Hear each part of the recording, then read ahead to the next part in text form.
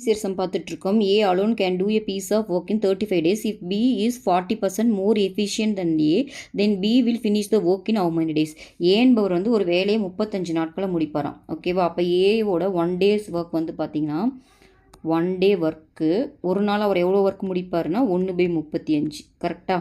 அப்படி தானே எல்லாம் சம்மி போடுவோம். இப்போ B வந்து என்னென்னு கொடுத்துருக்காங்கன்னா பியோட 1 days ஒர்க் என்னென்னா என்ன கொடுத்துருக்காங்கன்னா B ஆனவர் ஏஐ விட ஏ எவ்வளவோ அதை விட 40% கூடுதல் திறமை. 40% திரும்ப ஏவோடையே அவர் திறமையானவர்.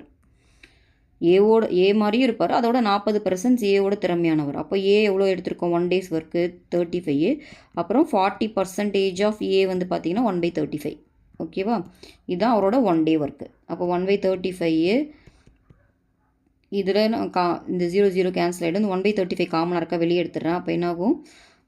1 + 4/10. அப்போது 1/35 இன்ட்டு இது எல்சியம் எடுத்திங்கன்னா 14/10 ஆகும். 14 7 டேபிளில் பண்ணிங்கன்னா இது 2 டைமு, இது 5 டைமு. ஓகேவா? திரும்ப 2 டேபிளில் பண்ணிங்கன்னா இது 5 டைம். அப்போது 5 5 சார் 25, 1/25. அப்போ கீழே இருக்கிறத நம்ம எப்போயுமே டேஸாக எடுத்துப்போம். கரெக்டாக? ஒரு வேலையை 35 நாட்கள் முடிப்பாங்க. 35 கீழே வந்துச்சு, அந்த நாட்கள் தான் எப்போயுமே கீழே வரும். அப்போ கீழே வரதான் நாட்கள். அப்போ 25 நாட்கள் தான் இந்த சம்மோட ஆன்சர்.